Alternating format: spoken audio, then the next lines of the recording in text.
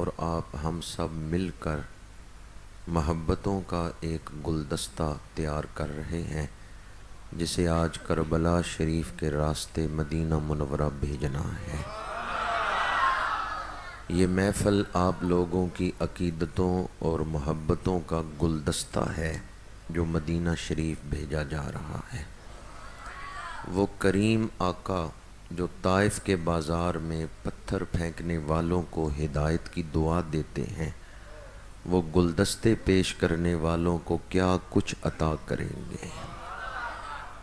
آج آپ لوگ جب اس محفل سے اٹھ کے اپنے گھروں کی طرف لوٹیں گے تو اپنے دامن میں رحمت کے پھول لے کر جائیں گے۔ تلاوت ہوئی، نعت خوانی ہوئی، یہ آپ کی جھولی میں وہ موتی ڈالے جا رہے تھے کہ اگر آپ ان موتیوں کو سنبھال کے رکھیں گے تو یہ خزانہ قبر میں کام آئے گا، حشر میں کام آئے گا۔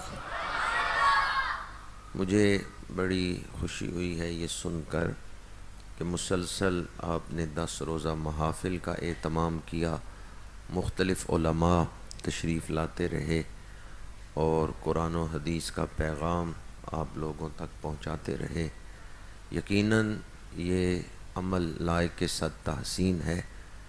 رات کا وقت ہو، راستہ تاریک ہو اور راستے میں گڑھے بھی ہوں، اندیشہ ہو کہ مسافر کسی گڑھے میں گر جائے گا، اندھیرے میں راستہ بھول جائے گا، اگر اس راستے پر کوئی چراغ جلا دے تاکہ مسافر کو راستہ ٹھیک نظر آئے، وہ کسی گڑھے میں نہ گرے، وہ منزل تک پہنچ جائے، تو چراغ جلانے والے نے نیکی کی ہے یا نہیں کی؟ یقیناً نیکی کی ہے۔ یہ محفل مسافران جنت کے راستے میں چراغاں ہے۔ اس محفل کے ذریعے آخرت کے مسافروں کا راستہ روشن کیا جا رہا ہے کہ کہیں راہ نہ بھول جائیں، صراط مستقیم روشن رہے۔ اس محفل میں جو تلاوت ہوئی، نعت خوانی ہوئی، قرآن و حدیث یہاں بیان ہوتا رہا، ان محافل کا مقصد ہی یہ تھا کہ آخرت کے مسافر دنیا کی دلچسپیوں میں کھو کر، مادیت کی لذتوں میں کھو کر کہیں آخرت کو بھول نہ جائیں۔ اس لیے ان محافل کا انعقاد کیا گیا۔ یقیناً وہ لوگ جنہوں نے یہ محفلیں سجائی ہیں انہوں نے بڑی نیکی کا کام کیا ہے۔ حضور شہنشاہ بغداد سیدنا غوث اعظم شیخ عبد القادر جیلانی قدس سرہ العزیز، آپ کی کتاب ہے سر الاسرار، اس کے پہلے صفحے پہ آپ نے لکھا ہے کہ تو پردیس میں آ کر اپنے اصل وطن کو بھول گیا ہے۔ دنیا تیرا اصل وطن نہیں، اس میں تو نے ہمیشہ نہیں رہنا، یہ تیرا پردیس ہے۔ اصل وطن وہ ہے جہاں تو نے جانا ہے۔ تو آپ فرماتے ہیں پردیس میں آ کر اس دنیا کی رونقوں میں تو کھو گیا ہے اور اپنے اصل وطن کو، اصل دیس کو بھول گیا۔ ان محفلوں کا یہی مقصد تھا کہ لوئے لوئے پر لے کڑیے جے تو دوپانڈا پرنا، شام پئی بن شام محمد کر جاندی نے ڈرنا۔ اللہ تعالیٰ منتظمین کو اجر عظیم عطا فرمائے اور ان محفلوں کی برکات سے اللہ تعالیٰ فتنوں کے دور میں صراط مستقیم پر ثابت قدم رکھے، اور جب دنیا سے واپسی ہو تو شہدائے کربلا کی شہادتوں کا صدقہ اللہ ہمیں ایمان پر خاتمہ نصیب فرمائے۔ خطبہ کے دوران میں نے 2 مقامات سے قرآن پاک کی 2 آیات تلاوت کی ہیں، سورہ منافقون سے اور سورہ حشر سے۔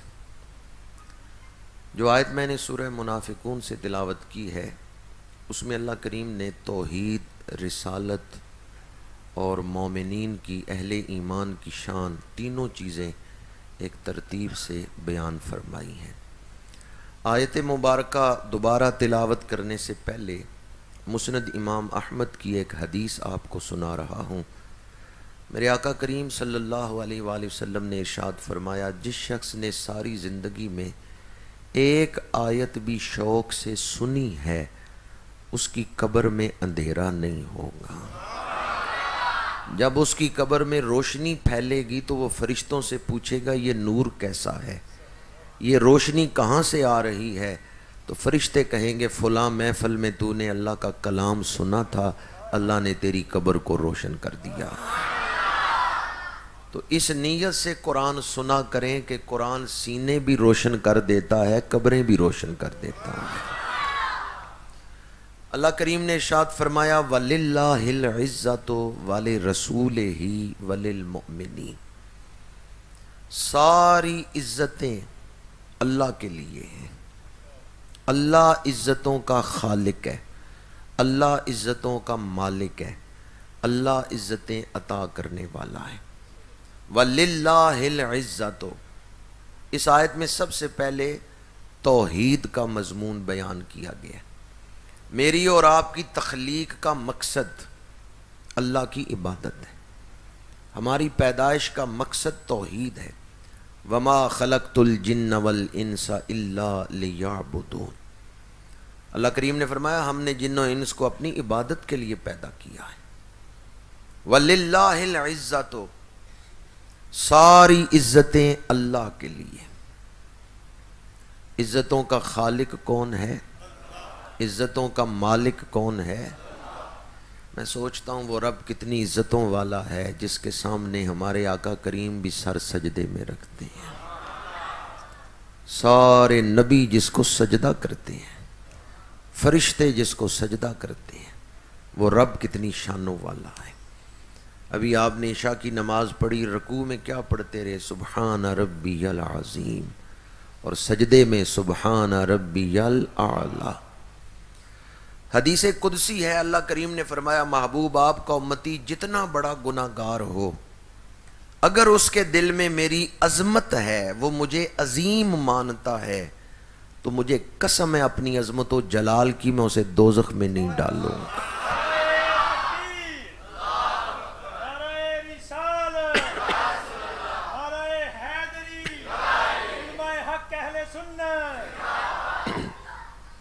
جس دل میں اللہ تعالیٰ کی عظمت ہے اس پر اللہ نے آتش دوزخ حرام کر دی۔ اللہ بڑی عظمتوں والا ہے۔ وَلِلَّهِ الْعِزَّةُ، وہ عزتوں کا خالق ہے، وہ عزتوں کا مالک ہے۔ کیا اس نے کسی کو عزتیں عطا بھی کی ہیں یا نہیں؟ تو اللہ کریم نے اپنے ذکر کے بعد فوراً اپنے محبوب کا ذکر کیا ہے۔ وَلِرَسُولِهِ، فرمایا اللہ نے اپنے رسول کو عزتیں عطا فرمائی ہیں۔ اللہ کے بعد سب سے بلند مقام عزت کس کا ہے؟ سب سے اولا و اعلی، سب سے بالا و والا، خلق سے اولیاء، اولیاء سے رسول، اور رسولوں سے اعلی۔ اعلیٰ حضرت نے شاعری برائے شاعری نہیں کی، اعلیٰ حضرت کا ہر شعر یا قرآن کی کسی آیت کا ترجمہ ہے، یا کسی حدیث کا ترجمہ ہے، یا اقوال سلف صالحین کا ترجمہ ہے۔ یہ جو فرمایا اور رسولوں سے اعلیٰ ہمارا نبی، یہ تیسرے پارے کی پہلی آیت کا ترجمہ ہے۔ تِلْكَ الرُّسُلُ فَضَّلْنَا بَعْضَهُمْ عَلَى بَعْضٍ مِّنْهُمْ مَنْ كَلَّمَ اللَّهُ وَرَفَعَ بَعْضَهُمْ دَرَجَاتٍ۔ تمام مفسرین نے لکھا ہے رفع بعضهم درجات سے حضور مراد ہے۔ اللہ نے رسولوں پر حضور کے درجے بلند کیے ہیں۔ کن پر حضور کے درجے بلند کیے ہیں؟ رسولوں پر۔ اس لیے اعلیٰ حضرت نے لکھا ہے خلق سے اولیاء، اولیاء سے رسول، اور رسولوں سے اعلیٰ، اور رسولوں سے اعلیٰ۔ خود میرے آقا کریم نے فرمایا، جامع ترمذی میں حدیث پاک ہے، انا اکرم الاولین والآخرین ولا فخر، نہ پہلوں میں کوئی میری مثل ہے نہ پچھلوں میں کوئی میری مثل ہے۔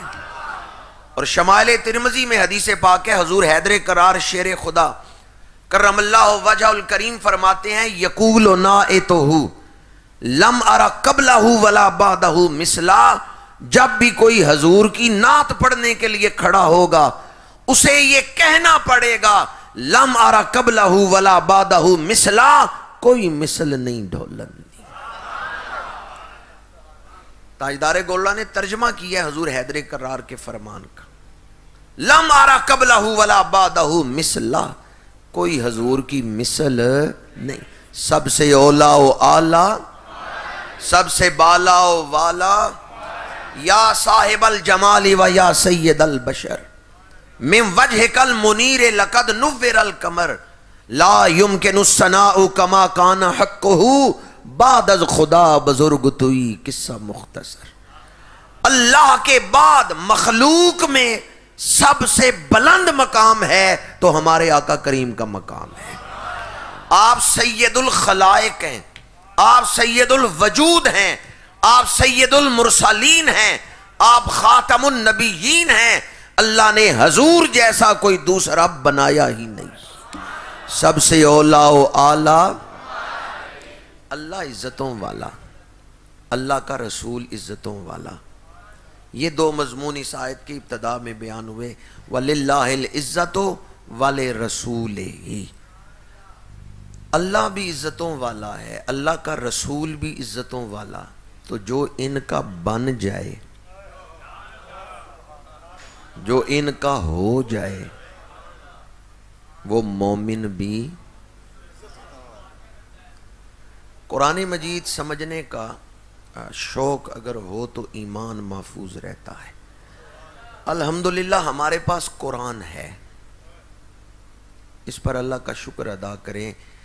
ہدایت کے لیے سب سے پہلا ماخذ قرآن ہے، اس کے بعد حدیث پاک ہے، تیسرے نمبر پہ اجماع امت ہے، اور چوتھے نمبر پہ فقہی مسائل کے لیے قیاس ہے۔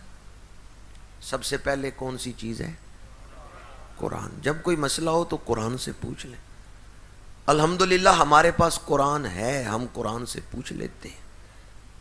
وَلِلَّهِ الْعِزَّةُ وَلِرَسُولِهِ، اللہ عزتوں والا، رسول عزتوں والے، تو جو ان کا بن گیا۔ آج جو موضوع مجھے دیا گیا اور اشتہار پر بھی لکھا ہوا تھا، عظمت صحابہ و اہل بیت، میں نے دو مقامات سے قرآن پاک کی تلاوت کی ہے۔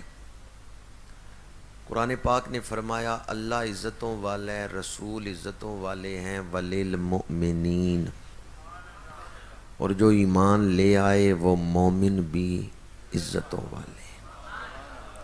کون عزت والے ہیں؟ مومنین۔ تو پھر عزت کس وجہ سے ہے؟ ایمان کی وجہ سے۔ عزت کس وجہ سے ہے؟ وَلِلْمُؤْمِنِينَ۔ جب یہ آیت نازل ہوئی اس وقت میں اور آپ تو موجود ہی نہیں تھے، ہم تو پیدا ہی نہیں ہوئے۔ اس آیت کا پہلا مصداق کون ہے؟ جب یہ آیت نازل ہوئی تو مومنین کون تھے؟ جی چند لوگ ہی بول رہے ہیں۔ انتظامی معاملات انتظامیہ والے کر لیں گے، آپ بیان کی طرف توجہ کریں، چونکہ میں بیان قرآن کر رہا ہوں۔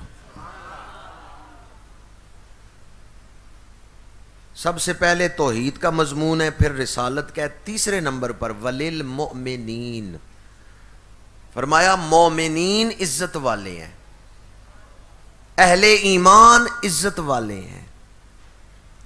جب یہ آیت نازل ہوئی اس وقت مومنین کون تھے؟ اہل بیت بھی تھے۔ یہی میں بات کرنے لگا تھا کہ آپ صحابہ کا ذکر تو کر رہے ہیں کہ اس وقت صحابہ مومن تھے، اہل بیت نہیں تھے؟ اہل بیت بھی تھے۔ سب سے پہلے تو ام المومنین حضرت سیدہ خدیجہ الکبریٰ رضی اللہ تعالی عنہا، انہوں نے حضور کی نعت پڑھی۔ عورتوں میں سب سے پہلے کس نے کلمہ پڑھا ہے؟ محسنہ اسلام ام المومنین حضرت سیدہ خدیجہ الکبریٰ رضی اللہ تعالیٰ عنہ۔ حضور حیدر کرار شیر خدا کرم اللہ وجہہ الکریم کی عمر تھی 10 سال جب حضور نے اعلان نبوت کیا، بعض نے کہا 9 سال، بعض نے کہا 10 سال۔ تو بچوں میں سب سے پہلے کلمہ حضور حیدر کرار نے پڑھا ہے۔ سیدنا صدیق اکبر رضی اللہ تعالی عنہ کی عمر مبارک تھی اس وقت 37.5 سال۔ حضرت سیدنا صدیق اکبر کی عمر 37.5 سال تھی، اس لیے آزاد جوان مردوں میں سب سے پہلے کلمہ صدیق اکبر نے پڑھا ہے، اور غلاموں میں سب سے پہلے کلمہ حضرت زید نے پڑھا ہے۔ حضور کے غلام ہیں اور پھر بعد میں منہ بولے بیٹے ہیں حضور کے. تو یہ 4 ہستی ہیں جنہوں نے پیش قدمی کی ہے، جو سبقت لے گئے ہیں کلمہ پڑھنے میں. تو جب یہ آیت نازل ہوئی اس وقت اہل بیت بھی مومنین ہیں، صحابہ بھی مومنین. اور یہ اصول بھی یاد رکھیں، کوئی شخص نبی کے گھرانے سے ہو مومن نہ ہو اس کی کوئی عزت نہیں. چچا ہے ابو لہب چچا ہے لیکن ایمان نہیں لایا تو آپ اسے اہل بیت میں شمار کرتے ہیں حالانکہ سگا چچا ہے. تو پھر عزت کس کی وجہ سے ہوئی؟ اہل بیت ہوں مومن ہوں، دوہرا رنگ ہے ان پر، خون بھی ہے ایمان بھی ہے. اگر کوئی خون ہو لیکن مومن نہ ہو، حضرت نوح علیہ السلام اولو العزم پیغمبر ہیں، بیٹا ہے، بیٹا خون ہے باپ کا یا نہیں؟ خون ہے، کلمہ نہیں پڑھا تو قرآن نے اس بیٹے کی تعریف کی ہے. ایمان نہیں لایا، حضرت نوح علیہ السلام کا بیٹا ایمان نہیں لایا تو پھر اس کو کوئی عزت نہیں ملی. کافروں میں ہے، دوزخی ہے، حالانکہ نوح علیہ السلام کا بیٹا ہے. ابو لہب چچا ہے لیکن ایمان نہیں لایا تو ایک پوری سورت ہے جس میں ذکر ہے کہ ابو لہب دوزخی ہے. تبت یدا ابی لہب وتب ما اغنا عنہ مالہ وما کسب سیصلی نارا ذات لہب وامرأتہ حمالۃ الحطب فی جیدہا حبل من مسد. قیامت تک کوئی بھی اس آل میں سے ہو اگر مومن ہوگا تو اسے وہ آل والا شرف مل جائے گا. خدا نہ کرے ایسا ہو، خدا نہ کرے ایسا ہو کوئی سید مرزئی ہو جائے جی، تو پھر بھی اس کو وہ سادات والا شرف، وہ جو برکتیں ہیں، وہ فضائل ہیں، وہ حاصل رہیں گے. تو پھر یہ عزتیں کس کی وجہ سے ہیں؟ ڈر ڈر کے بول رہے ہیں. جب یہ آیت نازل ہوئی اس وقت مومن کون تھے؟ اہل بیت بھی مومن ہیں، صحابہ بھی مومن ہیں. جب یہ آیت نازل ہوئی اہل بیت بھی مومن ہیں، صحابہ بھی مومن ہیں. اس لیے قرآن کہتا ہے اہل ایمان عزت والے ہیں. وَلَٰكِنَّ الْمُنَافِقِينَ لَا يَعْلَمُونَ، لیکن ان کی عزت کو وہی مانے گا جس کے دل میں ایمان ہے. سورہ حشر میں فرمایا وَالَّذِينَ جَاءُوا مِن بَعْدِهِمْ يَقُولُونَ رَبَّنَا اغْفِرْ لَنَا وَلِإِخْوَانِنَا الَّذِينَ سَبَقُونَا بِالْإِيمَانِ. پچھلی آیتوں میں مہاجرین کا ذکر ہے، انصار کا ذکر ہے. ایمان والوں میں سب سے اونچا درجہ تھا مہاجرین کا، جنہوں نے مکے سے ہجرت کی مدینہ منورہ آئے. پھر انصار جنہوں نے اپنے گھروں کے دروازے اور اپنی دولت کے منہ کھول دیے ان مہاجرین کے لیے، مدد کی ان کی، پھر ان کا درجہ تھا. اب قرآن نے آگے تیسرا درجہ بیان کیا والذین جاءوا من بعدہم، جو ان کے بعد آئے، جو بعد والے مومن ہیں. یقولون، وہ دعا مانگتے ہیں ربنا اغفر لنا، پروردگار ہمیں بخش دے، والے اخواننا، اور ہمارے بھائیوں کو بخش دے. کون سے ہمارے بھائی؟ الذین سبقونا بالایمان، وہ جو ایمان لے کے دنیا کے بازار سے گزر گئے ہیں. تو جب ہم بخشش کی دعا مانگتے ہیں تو کن کے لیے مانگ رہے ہیں؟ ایمان والوں کے لیے. اب بڑی توجہ درکار ہے، آگے قرآن نے کیا کہا؟ وَلَا تَجْعَلْ فِي قُلُوبِنَا غِلًّا لِلَّذِينَ آمَنُوا. اے اللہ ایمان والوں کے بارے میں میرے دل میں میل نہ آئے، ایمان والوں کے بارے میں میرے دل میں میل نہ آئے، غل نہ آئے. جو ایمان والے ہیں ان کی محبت مجھے عطا کر دے، ایمان والوں کے بارے میں میرے دل میں میل نہ آئے. اگر یہ چیک کرنا ہو کہ میرے دل میں ایمان ہے یا نہیں تو یہ دیکھ لیں کہ قرآن نے جن کے لیے دعا کرنے کا ذکر کیا ہے ان کی محبت میرے دل میں ہے یا نہیں. اگر دل میں میل ہے ایمان والوں کے لیے، اور ایمان والے بھی کون؟ ایک تیسری آیت سن لیں فَإِنْ آمَنُوا بِمِثْلِ مَا آمَنْتُمْ بِهِ فَقَدْ اهْتَدَوْا. ایک ہے میرا اور آپ کا ایمان، ایک ہے صحابہ کا ایمان جنہوں نے براہ راست حضور سے ایمان حاصل کی ہے. میری کیا اوقات ہے کہ میں ان کی شان بیان کر سکوں جن کے ایمان کو قرآن نے ماڈل قرار دیا ہے. قیامت تک اس کا ایمان قبول ہوگا جس کا ایمان صحابہ کے ایمان کی طرح ہوگا. یہ قرآن پاک کی آیت ہے. قرآن نے ان کے ایمان کو نمونہ قرار دیا ہے، ماڈل. فَإِنْ آمَنُوا بِمِثْلِ مَا آمَنْتُمْ بِهِ فَقَدْ اهْتَدَوْا. اگر یہ قرآن کی آیت نہیں تو آپ کا ہاتھ اور میرا گریبان. اور اگر میں قرآن پڑھ رہا ہوں تو پھر ہمارے دل کس کے تابع ہونے چاہیے، اپنی خواہشوں کے یا قرآن کے؟ قرآن کچھ اور بیان کرے، دل کے میں نہیں مانتا، تو پھر آپ اپنے دل کے پیچھے چل رہے ہیں، قرآن کے پیچھے تو نہیں چل رہے. خامند گھر سے نکلنے لگا، بیوی نے کہا میرے لیے کپڑوں کا ایک سوٹ لے آنا. خامند نے کہا کس ڈیزائن کے؟ بیوی نے کپڑا دیا اس ڈیزائن کے، ایک قطرہ نے ایک نمونہ دیا. خامند بازار گیا کپڑے والی دکان پہ، ایک نظر دیکھتا ہے دکان میں لگے ہوئے کپڑے کو، ایک نظر دیکھتا ہے نمونے کو. ساری دکان اس نے پھری، کوئی کپڑا اس نمونے کے مطابق نہیں تھا. وہ خریداری کیے بغیر ہی دکان سے نکلنے لگا. دکاندار نے کہا ٹھہر جاؤ، ساری دکان پہ نظر دوڑائی ہے، کوئی کپڑا پسند نہیں آیا؟ گاہک نے کہا جو میں نمونہ لے کے آیا تھا اس کے مطابق کپڑا ہے ہی نہیں. دکاندار نے کہا کروڑوں کا کپڑا، لاکھوں کا کپڑا میری دکان میں لگا ہوا ہے، تجھے کوئی کپڑا ہی نہیں پسند آیا؟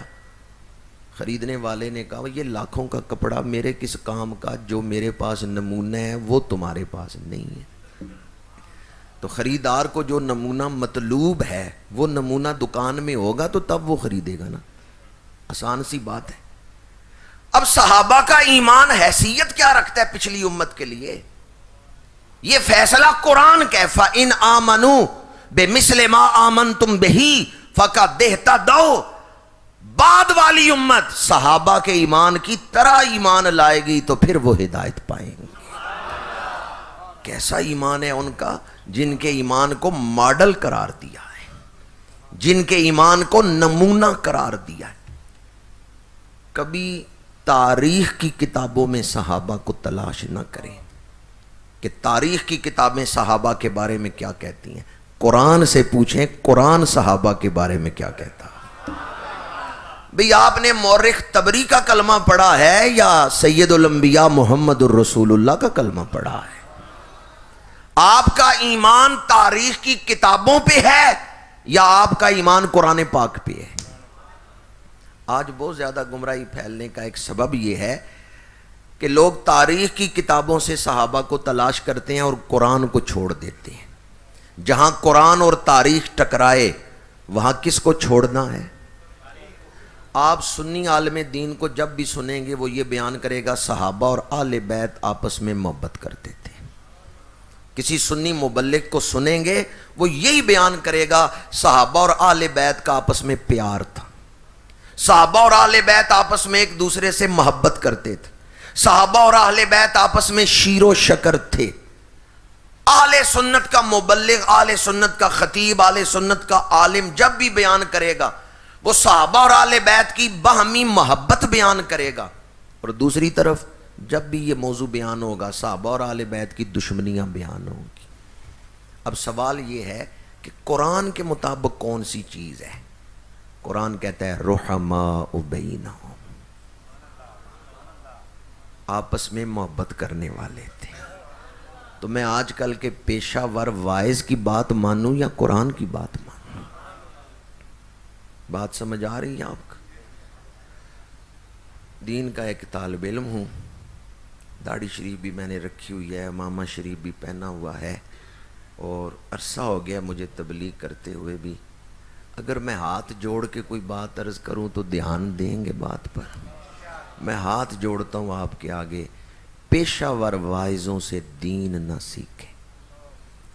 جس نے 2 لاکھ لینا ہے نا 10 محرم کے دن بیان کرنے کا، اس کو کیا لگے کہ آپ دوزخ میں جائیں یا جنت میں جائیں؟ اس کا تو مسئلہ ہے اپنی فیس پوری کرنی ہے. اس نے تو اپنی تقریر کامیاب کرنی ہے. وہ اس لیے نہیں تقریر کر رہا کہ کوئی آپ کی فکر ہے اس کو کہ آپ جنت میں جائیں دوزخ میں نہ جائیں، نہیں، وہ تو آیا اس لیے جلسہ کامیاب کرنا ہے، نعرے لگوانے ہیں، شور رونق ہو جائے، وہ تو صرف جلسے کی کامیابی کے لیے آیا ہے، وہ کون سا آپ کو جنت کی طرف دعوت دینے آیا ہے؟ یہ 4 محرم کو جو اسلام آباد میں ایک شخص نے گستاخی کی ہے، بے ادبی کی ہے، 35 لاکھ روپیہ اس کی فیس تھی 10 دنوں کی، 35 لاکھ 10 دنوں کا اس نے لینا تھا، تو اس کو کیا لگے بھی آپ جنت میں جائیں یا دوزخ میں جائیں؟ اس نے تو صرف وہ بیان کرنا ہے جو سننے والے خوش ہو کے سن لیں گے۔ پیشہ ور واعظوں نے جب دین کو ذریعہ بنایا دنیا کمانے کا تو پھر گمراہی پھیل گئی، پھر انہوں نے قرآن کے اصول چھوڑ دیے، ان کا سننے والا جس بات سے خوش ہوتا ہے میں وہ بات ہی کروں گا، انہوں نے قرآن کے اصول چھوڑ دیے۔ یاد رکھیں، دین بیان کرنے کے لیے صرف علم ہی کافی نہیں، تقوی بھی ضروری ہے۔ میں پچھلے دنوں بجوات گیا، وہاں ایک چودھری صاحب میرے پاس آئے تو انہوں نے وہ مسئلہ چھیڑا جو چند ماہ پہلے سوشل میڈیا پہ بڑے زور و شور سے چل رہا تھا، تو مجھ سے انہوں نے سوال کیا بھئی آپ کا کیا خیال ہے اس مسئلے میں؟ میں نے کہا چوہی صاحب آپ آج کی تاریخ نوٹ کر لیں اور 40 دن پہلی صف میں کھڑے ہو کر تکبیر اولیٰ کے ساتھ با جماعت نماز پڑھنی ہے۔ 41ویں دن آپ آ جائیں میرے پاس، میں پھر مسئلہ آپ کو بتاؤں گا۔ اگر 40 دن آپ با جماعت نماز نہیں نہ پڑھ سکتے تو پھر دین پر بحثیں نہ کریں، پہلے اپنا وضو تو کر لیں۔ نمازیں ہماری پوری نہیں ہیں، مسئلے بڑے بڑے ہم نے چھیڑے ہوئے ہیں، بعض مسائل ایسے ہیں جن کے لیے صرف مطالعہ کافی نہیں، تقوی ہونا ضروری ہے۔ جب تک تقوی نہ ہو ان مسائل کو نہ چھیڑیں۔ پنساریوں کی دکان پہ جڑی بوٹیاں ہوتی ہیں پر پنساری حکیم نہیں ہوتے، میڈیکل سٹور والوں کے پاس دوائیاں ساری ہوتی ہیں پر میڈیکل سٹور والے ڈاکٹر، کبھی میڈیکل سٹور پہ جا کے آپ نے کہا میں دل کا مریض ہوں، ذرا میرے دل کا آپریشن تو کر دو، جی آپریشن کرانا ہو تو کہاں جاتے ہیں؟ ہسپتال جاتے ہیں، اور اس میں بھی اسپیشلسٹ ڈاکٹر۔ پھر بعض لوگ کہتے ہیں نہیں ہمارے شہر میں نہیں، لاہور جانا ہے، بڑے ڈاکٹر کے پاس جانا ہے، کیونکہ دل کا آپریشن کرانا ہے، بڑا نازک مسئلہ ہے۔ اور جب ایمان سیکھنے کا وقت آئے تو آپ سوشل میڈیا کی ایک پوسٹ سے ہی دین سیکھ رہے ہیں، اس وقت آپ میڈیکل سٹور پہ بیٹھ کے دل کے آپریشن کرا رہے ہیں۔ دین کو آپ نے اتنا معمولی سمجھ لیا ہے۔ سوشل میڈیا کی دنیا سے باہر نکلیں، جو بڑے بڑے تقوی والے علماء ہیں نا وہ باہر ہی ہیں۔ آج کل اکثر لوگ سوشل میڈیا میں ہی رہتے ہیں، اس سے باہر ان کا دھیان ہی نہیں ہے کہ باہر بھی کوئی دنیا ہے۔ جو کچھ انہیں وہاں مل جاتا ہے نا سننے کے لیے، پڑھنے کے لیے، وہ سمجھتے ہیں سب کچھ یہی ہے۔ سوشل میڈیا سے باہر، فیس بک سے، یوٹیوب سے باہر نکل کے بھی دیکھیں، اہل علم، اہل تقوی مدارس میں، خانقاہوں پہ موجود ہیں۔ میرے آقا کریم کی حدیث پاک ہے فَإِنَّ هَذَا الْعِلْمَ دِينٌ فَانْظُرُوا عَمَّنْ تَأْخُذُونَ دِينَكُمْ۔ جب دین سیکھنے جاؤ تو پہلے یہ دیکھ لو جو تمہیں دین سکھا رہا ہے وہ دین سکھانے کی طاقت بھی رکھتا ہے یا نہیں، یعنی اس کے اپنے اندر فکر آخرت ہے یا نہیں۔ جس کو اپنی آخرت کی فکر نہیں وہ کسی دوسرے کی آخرت کی فکر کیا کرے گا۔ ہمارا عقیدہ کیا ہے؟ ہمارے عقیدے میں ادب ہی ادب ہے۔ ہم کسی مقدس ہستی کے بے ادب، صحابہ کس کے ہیں؟ حضور کے۔ اہل بیت کس کے ہیں؟ حضور کے۔ حضور کی نسبت سے ہم حضور کی ہر نسبت کا ادب کرتے ہیں، حضور کی ہر نسبت کا احترام کرتے ہیں۔ ہمارے علماء جب بھی بیان کریں گے صحابہ اور اہل بیت کی باہمی محبتیں بیان کریں گے، اور حقیقت یہ ہے صحابہ اور اہل بیت کی باہمی محبتیں ہیں۔ حضور حیدر کرار شیر خدا کرم اللہ وجہ الکریم نے 25 سال خلفائے راشدین کے پیچھے نمازیں پڑھی۔ کتنا عرصہ؟ 25 سال۔ یہ جس شخص نے حضرت سیدنا صدیق اکبر رضی اللہ تعالیٰ عنہ کی بے ادبی کی اسلام آباد میں اور ان کی طرف کفر کی نسبت کی، اس نے صرف سیدنا صدیق اکبر کی بے ادبی نہیں کی، اس نے حضرت علی شیر خدا کی توہین کی ہے۔ حضرت علی شیر خدا کی بے ادبی کی ہے. کیوں؟ اس لیے میں حضور حیدر کرار کے دروازے پر جو کتے ہیں نا ان کے قدموں کی خاک کے برابر بھی نہیں. حضور شیر خدا حیدر کرار کرم اللہ وجہہ الکریم کے دروازے کے جو کتے ہیں ان کے قدموں کی خاک مجھ سے افضل و اعلیٰ. پر میں جب نماز پڑھنے لگتا ہوں تو دیکھ لیتا ہوں کہ کس امام کے پیچھے پڑھنے لگا ہوں, یہ امام پڑھا بھی سکتا ہے یا نہیں. جو شیر خدا کے دروازے کے کتوں کے برابر نہیں ہے وہ امام دیکھ کے پیچھے کھڑا ہوتا ہے, تو شیر خدا امام دیکھے بغیر ہی کھڑے ہوتے رہے. بات سمجھ آئی ہے آپ کو؟ میں جو ان کے دروازے کے کتوں کے قدموں کی خاک کے برابر نہیں, میں ہر آدمی کے پیچھے نماز نہیں پڑھتا. میں پہلے دیکھتا ہوں کہ یہ نماز پڑھا سکتا ہے یا نہیں, امامت کی شرائط اس میں ہے یا نہیں. میں امامت کی شرائط دیکھ کے مقتدی بنتا ہوں. تو شیر خدا نے 25 سال جن کے پیچھے نمازیں پڑھی ہیں, آپ نے نہیں دیکھا میں کن کے پیچھے پڑھ رہا. تو جن کے پیچھے کھڑے ہو کے شیر خدا کہیں پیچھے اس امام کے, ان کا ادب کرنا چاہیے یا نہیں کرنا چاہیے. اور یاد رکھیں وہ شیر خدا کی نماز ہے, میری اور آپ کی نماز نہیں. نماز بھی کس کی ہے کہ ان کی ایک نماز رہ جائے تو ڈوبا ہوا سورج لٹایا جاتا. ان کی نماز اتنی شان والی ہے کہ ایک نماز رہ جائے تو ڈوبا ہوا سورج لٹایا جاتا ہے. تو 25 سال کی نمازوں کی طرف دھیان ہی نہیں دے رہا. یہ 25 سال کی نمازیں ہوئی ہیں یا نہیں ہوئی؟ تو جن کے پیچھے شیر خدا نماز پڑھیں ان کا نام ادب سے لینا چاہیے یا نہیں لینا چاہیے؟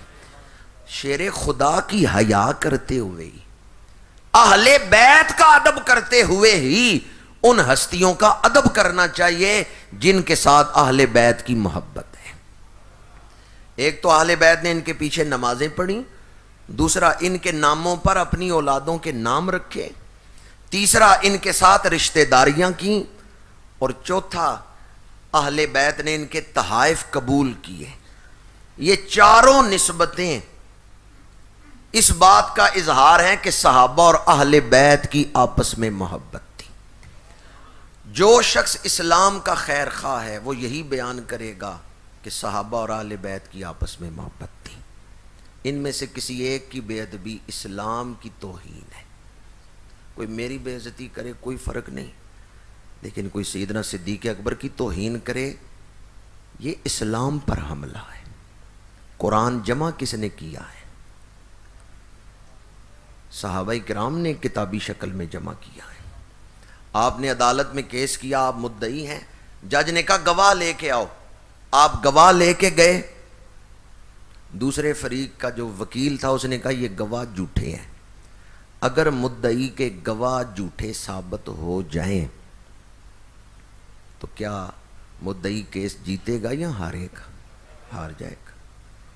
صحابہ اسلام کی سچائی کے گواہ ہیں. صحابہ حضور کے معجزات کے گواہ ہیں. امام ربانی سیدنا مجدد الفسانی رحمت اللہ تعالی علیہ نے لکھا ہے اگر صحابہ کی دیانت داری پہ ایمان نہیں تو نہ قرآن پہ ایمان رہتا ہے نہ حدیث پہ ایمان رہتا ہے. تم نے صحابہ کو معمولی سمجھے, اپنے جیسا سمجھا ہے.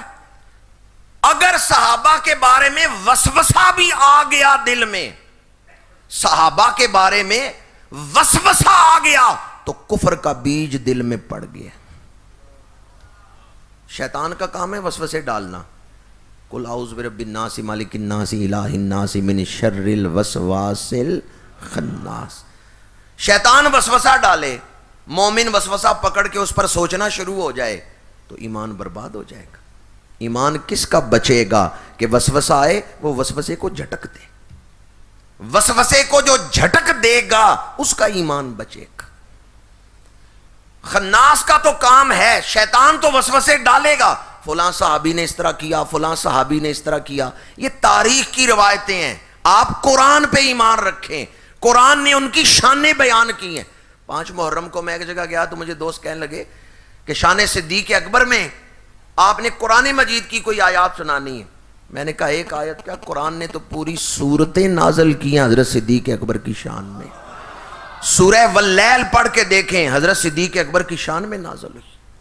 بعض لوگ کہتے ہیں جی صحابہ اندر سے ٹھیک نہیں تھے، اگر قرآن ان کے اندر کی گواہی دے دے پھر کوئی وسوسے کی شک کی گنجائش رہتی ہے؟ بھی آپ زیادہ سے زیادہ یہ اعتراض کر سکتے ہیں نا کہ بندہ تقریر تو بڑی اچھی کر رہا ہے پر اندر سے اس کی نیت ٹھیک نہیں ہے، نیت پر یہ اعتراض ہو سکتا ہے نا، تو جو اللہ نیت بیان کر دے اب اعتراض کی کوئی گنجائش رہ گئی؟ حضرت سیدنا صدیق اکبر نے مال خرچہ ہے، بلال حبشی کو خرید کے آزاد کیا ہے۔ کافروں نے کہا کوئی پرانا احسان تھا، اس احسان کا بدلہ دینے کے لیے یار غار نے مال خرچ کر کے بلال حبشی کو آزاد کروایا ہے، وہ پرانے احسان کا بدلہ دے رہے ہیں۔ یہ حضور کی محبت یا اللہ کی محبت میں مال نہیں خرچا، یہ تو پرانے احسان کا بدلہ ہے۔ اللہ نے فرمایا جبریل جا میری گواہی دے کے آ، ابو بکر اندر سے ٹھیک ہے۔ وَسَيُجَنَّبُهَا الْأَتْقَى الَّذِي يُؤْتِي مَالَهُ يَتَزَكَّى وَمَا لِأَحَدٍ عِندَهُ مِن نِّعْمَةٍ تُجْزَى إِلَّا ابْتِغَاءَ وَجْهِ رَبِّهِ الْأَعْلَى وَلَسَوْفَ يَرْضَى إِلَّا ابْتِغَاءَ وَجْهِ رَبِّهِ الْأَعْلَى۔ یہ الفاظ حضرت صدیق اکبر کے باطن کی گواہی ہے کہ صدیق اکبر نے مال خرچا ہے تو اللہ کی رضا کے لیے خرچ کیا۔ دوسرے مقام پہ قرآن نے صحابہ کا باطن بیان کی ہے، محمد الرسول اللہ والذین معہ اشداء علی الکفار رحماء بینہم تراہم رکعا سجدا یبتغون فضلا من اللہ ورضوانا، یبتغون فضلا من اللہ ورضوانا۔ قرآن کہتا ہے صحابہ جو نمازیں پڑھ رہے ہیں وہ دکھاوے کی نمازیں نہیں پڑھ رہے، وہ تو اپنے رب کی رضا کے لیے سجدے کر رہے ہیں۔ یبتغون فضلا من اللہ ورضوانا، وہ اللہ کی رضا کو تلاش کر رہے ہیں۔ قرآن کھول کھول کے ان کا باطن بیان کر رہا ہے۔ اب کوئی کہ اندر سے ٹھیک نہیں تھے تو اعتراض کس پہ ہے، صحابہ پہ یا قرآن پہ؟ وسوسہ بھی قریب نہیں آنے دینا کہ صحابہ میں اخلاقی اعتبار سے کمزوری تھی، کوئی شک نہ قریب آئے، کوئی وسوسہ نہ قریب آئے۔ ہماری کیا اوقات ہے ان ہستیوں کی شان بیان کریں کہ جو گھوڑے پہ بیٹھ کے رسول اللہ کے ساتھ جہاد پہ جا رہے ہوں، ان کے گھوڑوں کے قدموں سے جو مٹی اٹھتی ہے اللہ اس گرد کا ذکر بھی قرآن میں کر رہا ہے۔ وَالْعَادِيَاتِ دَبْحًا فَالْمُورِيَاتِ قَدْحًا فَالْمُغِيرَاتِ صُبْحًا فَأَثَرْنَ بِهِ نَقْعًا فَوَسَطْنَ بِهِ جَمْعًا۔ صحابہ حضور کی معیت میں سفر کر رہے ہیں، جہاد پر جا رہے ہیں، سواریوں کے قدموں سے گرد اٹھتی ہے۔ قرآن کہتا ہے وہ صحابہ جن کی سواریاں رسول اللہ کی معیت میں چل رہی ہیں، ان کے قدموں سے اٹھنے والی گرد کو قرآن بیان کر رہا ہے۔ قیامت تک اس گرد کا ذکر ہوتا رہے گا۔ نقعہ، اس گرد کو کہتے ہیں نقعہ۔ وہ گرد کس کے قدموں سے اٹھی ہے، صحابی یا سواری؟ سواری کے قدموں کی کتنی شان ہے، سوار کے قدموں کی کتنی شان ہے۔ جن کی سواری کے قدموں سے اٹھنے والی گرد کا ذکر قرآن میں ہے، سوار کی شان کتنی ہوگی۔ میں نے اب تک قرآن کی آیات ہی آپ کے سامنے پڑھی ہیں، قرآن نے صحابہ کی شان بیان کی ہے، اس لیے کوئی وسوسہ کوئی شک صحابہ کے حوالے سے قریب نہیں آنے دینا، تب ایمان محفوظ رہے گا۔ میرے آقا کریم صلی اللہ علیہ وآلہ وسلم نے ارشاد فرمایا جس کے دل میں میری محبت ہے اس کے دل میں صحابہ کی محبت ہے، ان کی محبت میری محبت کی وجہ سے ہے، اور ان سے بغض میرے بغض کی وجہ سے۔ بدر میں کتنے صحابی تھے جی؟ 313۔ مکے سے کافر کتنے آئے تھے؟ 1000۔ یہ 1000 کن سے لڑنے آئے ہیں؟ یہ 1000 کافر صحابہ سے لڑنے آئے ہیں۔ 313 صحابی ہیں، 1000 کون ہے؟ 1000 کافر ہیں، 313 صحابی ہیں۔ یہ کافر کن سے لڑنے آئے ہیں؟ جدھر صحابہ ہیں ادھر کافر، تو جدھر کافر ہیں ادھر صحابی۔ کافروں کی دشمنی کن کے ساتھ تھی جی؟ اس دور کے کافروں کی دشمنی کس کے ساتھ تھی؟ اس دور کے کافروں کی دشمنی کس کے ساتھ تھی؟ صحابہ کے ساتھ تھی۔ اے صحابہ یہ مکے کے کافر کیوں تم سے دشمنی کر رہے ہیں کہ 1000 کی تعداد میں آئے ہیں تم سے لڑنے کے لیے؟ صحابہ کہتے ہیں ہم ساتھ رسول اللہ کا دے رہے ہیں۔ آپ سارے باشعور لوگ بیٹھے ہیں، اگر وہ 313 حضور کا ساتھ نہ دیتے تو کوئی دشمنی تھی ان کافروں سے؟ وہ مکے کے کافر کیوں ان صحابہ سے لڑ رہے ہیں؟ یہ کھڑے ہیں عزت رسول کی حفاظت کے لیے، یہ حضور کے غلام بن کے کھڑے ہیں۔ وہ کافر یہی کہتے تھے حضور کا ساتھ نہ دو۔ میرا ایمان ہے کربلا والوں نے اسلام بچایا ہے، آپ کا بھی یہی ایمان ہے نا؟ شاہ است حسین، بادشاہ است حسین، دین است حسین، دین پناہ است حسین، یہ میرا ایمان ہے۔ کربلا والوں نے اسلام بچایا ہے، پر کربلا تک اسلام پہنچا ہے تو انہوں نے بچایا ہے نا۔ اگر بدر میں اسلام نہ بچتا تو کربلا تک کیسے پہنچتا؟ بات سمجھ آ رہی ہے آپ؟ اگر بدر میں اسلام نہ بچتا تو کربلا تک پہنچتا کیسے؟ میرے آقا کریم نے بدر کے میدان میں دعا کی ہے، سیرت کی تمام کتابوں میں موجود ہے، پروردگار اگر آج یہ مٹھی بھر غلام مارے گئے قیامت تک زمین پر تیری عبادت کرنے والا کوئی نہیں ہوگا۔ یہ دعا ہے میرے آقا کریم کی، پروردگار اگر یہ مٹھی بھر غلام مارے گئے قیامت تک زمین پہ تیری عبادت نہیں کی جائے گی۔ یہ ناز ہے، پوری سیرت میں ایک مقامی ہے جہاں حضور نے ناز سے دعا کی ہے۔ حضور جانتے تھے میں آخری نبی ہوں، اگر آخری نبی ہی کامیاب نہیں ہوگا تو زمین میں اللہ کی عبادت کون کروائے گا؟ اس دعا میں بھی ختم نبوت کا عقیدہ تھا۔ تو بدر میں اسلام بچا ہے تو کربلا تک پہنچا ہے نا، احد میں اسلام بچا ہے تو کربلا تک پہنچا ہے نا، خندق میں اسلام بچا ہے تو کربلا تک پہنچا ہے نا، صحابہ نے اسلام بچایا ہے تو پھر امام حسین نے بچایا ہے نا۔ بنیاد رکھنے والوں کو مانیں گے تو پھر اگلی منزل پر آپ پہنچیں گے۔ جو صحابہ کو نہیں مانتا وہ امام علی مقام کو ماننے والا نہیں۔ جو اہل بیت سے محبت کرتا ہے وہ صحابہ سے محبت کرتا ہے، جو صحابہ سے محبت کرتا ہے وہ اہل بیت سے محبت کرتا ہے۔ یہ دو الگ جماعتیں نہیں ہیں، یہ ایک ہی جماعت ہے۔ دوبارہ آپ سے پوچھ رہا ہوں، مسئلہ آپ کو سمجھ آ جائے گا۔ بدر میں کافر کتنے آئے تھے؟ 1000، اور صحابہ کتنے ہیں؟ مولا علی ادھر ہے جدھر صحابہ ہیں، یا صحابہ ادھر ہیں جدھر مولا علی ہے؟ صحابہ اور مولا علی کی دو جماعتیں ہیں یا ایک ہی جماعت؟ جدھر شیر خدا ہیں ادھر صحابہ ہیں، جدھر صحابہ ہیں ادھر شیر خدا ہیں۔ بھئی دوسری جماعت تو ابو جہل کی تھی، دوسری جماعت تو امیہ بن خلف کی تھی، صحابہ اور اہل بیت کی تو ایک ہی جماعت تھی۔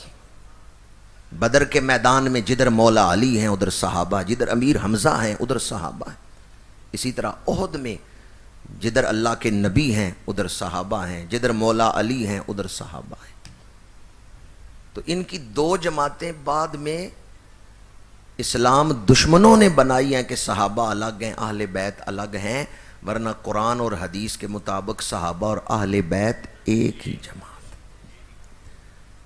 ہمارے نزدیک کوئی شخص اہل سنت نہیں ہو سکتا جس کے دل میں اہل بیت کا پیار نہ ہو۔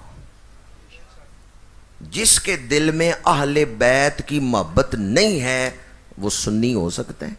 نہیں۔ ہمارے نزدیک اہل سنت میں وہ شمار ہوتا ہے جو اہل بیت سے محبت کرتے ہیں۔ اہل بیت کی محبت فرض ہے، مستحب نہیں کرو تو ٹھیک ہے، نہ کرو تب بھی ٹھیک ہے، نہیں، اہل بیت کی محبت ہمارے نزدیک فرض ہے۔ حضرت خواجہ شیخ الاسلام خواجہ قمر الدین سیالوی رحمۃ اللہ تعالی علیہ تشریف فرماتے تو آپ کی محفل میں والا پڑھتے ہوئے کہنے لگا اب میں سیدہ خاتون جنت رضی اللہ تعالیٰ عنہ کی منقبت پڑھنے لگا ہوں۔ تو حضرت خواجہ صاحب نے فرمایا ٹھہر جاؤ، وہ رک گیا۔ آپ حاضرین کی طرف متوجہ ہوئے، آپ نے فرمایا بھی اگر کسی کا وضو نہیں نا تو اٹھ کے وضو کر کے آؤ، ہم نے حضور کی پیاری بیٹی کا ذکر بغیر وضو کے نہیں سننا۔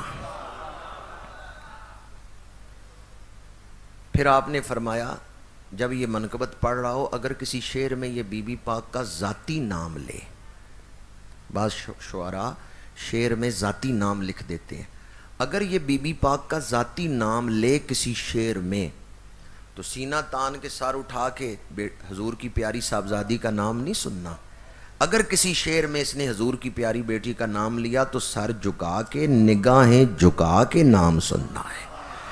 حشر کے دن تو ان کی آمد پہ اہل معاشر نگاہیں جھکائیں گے ہی، پر ہمارے بزرگوں نے ہمیں ادب کا درس دیا ہے، بی بی پاک کا نام آئے تو نگاہیں ادب سے جھکا لو، باوضو ہو کے ان کا ذکر سنو اور ادب سے نگاہیں جھکا لو.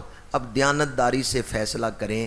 ایک طرف لوگ سگریٹ پھینک کے سٹیج پہ آئیں اور ان پاک ہستیوں کا نام لیں، ذکر کرنے والے نے بھی وضو نہیں کیا ہوا، اور دوسری طرف صوفیاء کہیں بھی ذکر سننے کے لیے بھی وضو کر کے آؤ، تو ادب کہاں ہے؟ کوئی یہ نہ کہے کہ اہل سنت اہل بیت کو مانتے ہیں، اہل سنت بھی اہل بیت کو مانتے ہیں. نہیں، اہل سنت ہی اہل بیت کو مانتے ہیں. اہل بیت کو ماننے کا جو تقاضا ہے نا، ہم نقشبندیوں، قادریوں، چشتیوں، سہروردیوں سارے سلسلوں میں حضور حیدر کرار کی اولاد موجود ہے. ہمارے تمام مشائخ میں، تمام سلسلوں میں قادری سلسلہ ہے، کس کی اولاد ہے؟ حضور غوث اعظم امام حسن کی اولاد ہے. چشتی سلسلہ ہے، خواجہ معین الدین چشتی اجمیری کس کی اولاد ہے؟ امام حسین کی اولاد ہے، حسینی سید ہے. نقشبندی سلسلے میں حضرت امام جعفر صادق، شجرہ نقشبندی پڑھ کے دیکھیں کس کی اولاد ہیں؟ حضور حیدر کرار کی اولاد ہیں، حسینی سید. تمام سلاسل میں یہاں سہروردی سلسلہ پھیلا ہے تو حضرت بہاؤالدین زکریا ملتانی کے بعد مخدوم جہانیاں جہاں گشت رحمۃ اللہ تعالیٰ علیہ اچ شریف والے، وہ حسینی سید ہے. تو تمام سلاسل میں خلفائے راشدین کی اولادیں موجود ہیں اور سادات موجود ہیں. اہل سنت ہی اہل بیت کو مانتے ہیں. ہمارے بزرگوں نے ہمیں ادب کا درس دیا. امام ربانی سیدنا مجدد الفسانی رحمۃ اللہ تعالیٰ علیہ فرماتے ہیں جس کے دل میں اہل بیت کی محبت نہیں ہے، ولایت کا نور نہیں اسے ملتا. اور ایمان کے خاتمے کے لیے آپ فرماتے ہیں اہل بیت کی محبت ہی سب سے بڑا وظیفہ ہے. جس کے دل میں اہل بیت کی محبت ہے مرتے دم اس کی زبان پہ کلمہ جاری ہو جاتا ہے. اور ہم صبح و شام یہ دعائیں مانگتے ہیں، الہی بحق کے بنی فاطمہ کہ بر قول ایمان کنی خاتمہ، اگر دعوتم رد کنی ور قبول، منو دست و دامانے آل رسول. آپ موجودہ دور کے پیشہ ور واعظوں سے دین نہ سیکھیں، قرآن کھولیں. کتنے لوگ ایسے ہیں انہیں 20 سال 25 سال ہو گئے ہیں اس آیت پہ تقریر کرتے ہوئے، انما یرید اللہ لیذھب عنکم الرجس اہل البیت ویطہرکم تطہیرا. 20 سال ہو گئے انہیں اس آیت پہ تقریر کرتے ہوئے. اگر مجمع میں کھڑے ہو کہ آپ ان سے پوچھ لیں آیت شروع کہاں سے ہوتی ہے، وہ نہیں بتا سکتے، کیونکہ انہوں نے کبھی کھول کے قرآن پڑھا ہی نہیں بھی آیت شروع کہاں سے ہوتی. دین کو اگر دنیا حاصل کرنے کا ذریعہ بنایا جائے تو بندہ خود بھی گمراہ ہوگا، دوسروں کو بھی گمراہ کرے گا. دین حضور کا ہے، اصولوں کی پابندی کا نام ہی دین ہے. جو بندہ دین کے اصولوں کی پابندی نہیں کر سکتا وہ دین نہیں سیکھ سکتا. جو اپنی مرضی، پہلے بھی میں نے عرض کیا کہ ہمارے دل قرآن کے پیچھے چلیں پھر تو ہمارے دل جو ہیں وہ ایمان کے نور سے روشن ہوں گے. اگر قرآن کسی اور طرف چلائے، ہم کسی اور طرف چلیں، ہمارا دل قرآن کی آیت کی تابع داری نہ کرے، اس کے تابع نہ ہو، تو پھر ہم ایمان کے نور سے محروم ہو جائیں گے. جسے پابندی نہیں آتی، شریعت نے جو حدیں مقرر کی ہیں ان حدوں کے اندر نہیں رہ سکتا، بالخصوص زبان کھولتے ہوئے اس بات کا بڑا خیال رکھیں. زبان میں بڑی احتیاط کی ضرورت ہے. یہ چٹکی بجاتے ہوئے وقت زیادہ لگتا ہے. اگر آپ نے کوئی ایسا لفظ بولا جس سے آل بیت کی بے ادبی ہے یا صحابہ کی بے ادبی ہے، یہ چٹکی بجانے میں وقت زیادہ لگتا ہے، ایمان پہلے برباد ہو جاتا ہے. اس لیے صرف احتیاط نہیں بڑی احتیاط کی ضرورت. سوشل میڈیا کی وجہ سے آج بعض لوگ گہرائیوں میں چلے جاتے ہیں, دینی مسائل کی باریکیوں میں چلے جاتے ہیں. جو تیرنا نہیں جانتا وہ گہرائی میں نہ جائے, وہ نہر کے کنارے بیٹھ کے غسل کر لے. گہرائی میں چھلانگ تو وہ لگائے جو تیرنا جانتا ہے. یہ بات میں نے ایک جگہ کی تو ایک بابا جی صاحب کھڑے ہوئے, انہوں نے کہا جی ہم جیسے جاہلوں کو تو نہر کے کنارے بیٹھ کے بھی نہیں نہانا چاہیے, ہمیں تو بالٹی بھر کے نا نہر سے دور ہو کے نہانا چاہیے, کہیں پیر پھسل ہی نہ جائے. یعنی صرف احتیاط نہیں, بڑی احتیاط کی ضرورت. جو آدمی تیرنا نہیں جانتا وہ گہرے پانی میں چھلانگ لگا دے, جان ضائع ہو جائے گی, ڈوب جائے گا. دین کی باریکیوں میں تو وہ جائے جو اصول دین جانتا ہے, مقاصد دین جانتا ہے. کھلا سودا پڑا ہوا ہے, جو چاہے اٹھا کے لے جائے. یا کوئی والی وارث بھی ہے اس کا جی, دین کو کھلا سودا سمجھا ہوا ہے کہ گلی میں پڑا ہوا ہے, جو چاہے اٹھا کے لے جائے. حضور اس کے والی ہیں. حضور نے دین بیان کی ہے, آیت اترتی تھی, صحابہ پوچھتے تھے یا رسول اللہ اس کا مطلب کیا ہے. حضور معنی متعین کرتے تھے. اب معنی وہ لینا ہے جو حضور نے بیان کیا ہے. آپ کے لغت میں فلاں ہے, لغت میں فلاں ہے. مرزا غلام احمد قادیانی بڑی لغتیں بیان کرتا رہا اور اس نے لغوی معنی کر کر کے جھوٹی نبوت کو گھڑ لیا ہے. معنی وہ بیان کرنا ہے جو حضور نے متعین کیا ہے. یہ کھلا سودا نہیں پڑا ہوا کہ لغت کی کتابوں سے معنی کر کے تو کینچیاں چلا کے. ایک ڈاکو وہ ہوتا ہے جو بینک لوٹتا ہے, ایک ڈاکو وہ ہوتا ہے جو قرآن کی آیتوں پہ ڈاکہ ڈالتا ہے. وہ ڈاکو جو بینک لوٹے بہت بڑا ڈاکو ہے, جو کسی کے گھر جا کے لوٹے وہ بھی بڑا ڈاکو ہے, پر جو قرآن کی آیتوں پہ ڈاکے ڈالے, آیت کسی اور معنی میں نازل ہوئی وہ کسی اور معنی میں بیان کر رہا. میں آپ کے سامنے ایک دفعہ پہلے میں نے ہاتھ جوڑے ہیں کہ آپ پیشہ ور وائزوں سے دین نہ سیکھیں, قرآن سے رابطہ کریں. قرآن آپ پر ہدایت کے دروازے کھول دے گا. قرآن ہدایت کا سرچشمہ ہے. اور دوسری بات ہاتھ جوڑ کے یہ عرض کر رہا ہوں کہ دین کو اتنا لائٹلی نہ لیں, بلکہ اس کے لیے جو اصول ہیں ان کو پیش نظر رکھتے ہوئے یہ بات پلے باندھ لیں کہ اگر اہل بیت اور صحابہ کے بارے میں کوئی ادنا شک بھی دل میں آتا ہے تو کفر کا بیج دل میں ڈال دیا گیا ہے. جو آدمی آپ کے سامنے اہل بیت کی بے ادبی کرے یا صحابہ کی بے ادبی کرے وہ آپ کا دشمن ہے. آپ کا خیر خواہ کون ہے؟ جو صحابہ اور اہل بیت دونوں کی شان بیان کرے گا. اہل سنت کے علماء یہی بیان کرتے ہیں. خواجہ یار محمد فریدی نے لکھا ہے, دو ابرو یار دے خمدار واہ واہ, تھکی تلوار جوہر دار واہ واہ. حضور کے دو ابرو, اور ابروؤں کا ذکر کرتے ہوئے کہتے ہیں واہ واہ. تصور کرتے ہیں نا حضور کے ابروؤں کا تو کہتے ہیں واہ واہ. دو ابرو یار دے خمدار واہ واہ, تھکی تلوار جوہر دار واہ واہ. ابو بکر و عمر عثمان و حیدر, محمد مصطفیٰ دے یار, محمد مصطفیٰ دے یار.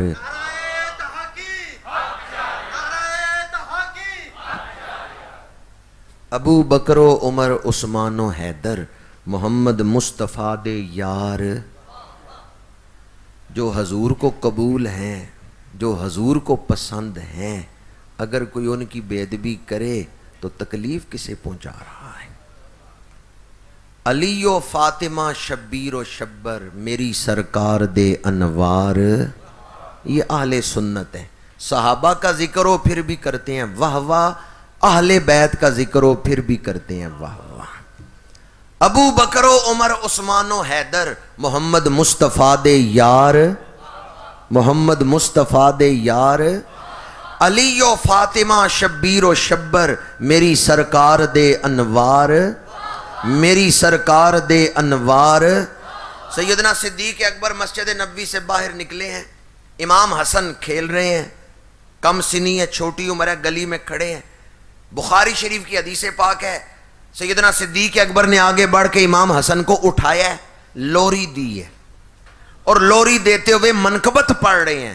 منقبت کیا پڑھتے ہیں؟ اے حسن, آپ اپنے والد مولا علی کے ہم شکل نہیں, آپ تو اللہ کے رسول اپنے نانا کے ہم شکل ہیں۔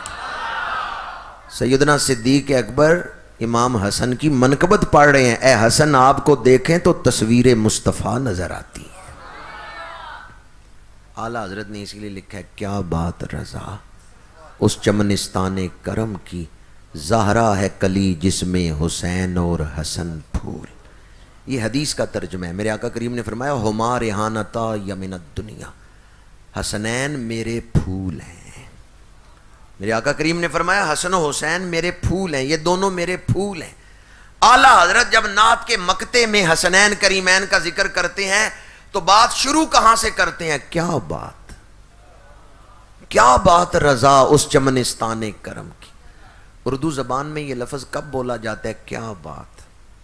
جب بات بڑی ہو منہ چھوٹا ہو، بات بیان کرنے کا حق ادا نہ ہو سکتا ہو۔ بات بڑی ہے، علم تھوڑا ہے، تو عاجزی کا اظہار کرتے ہوئے بندہ کہتا ہے بھی میں بات بیان کرنے کا حق نہیں ادا کر سکتا، میں اتنا ہی کہتا ہوں کیا بات۔ جب علم تھوڑا ہے مضمون بڑا ہے تو عاجزی کا اظہار کرتے ہوئے یہ لفظ بولے جاتے ہیں کیا بات۔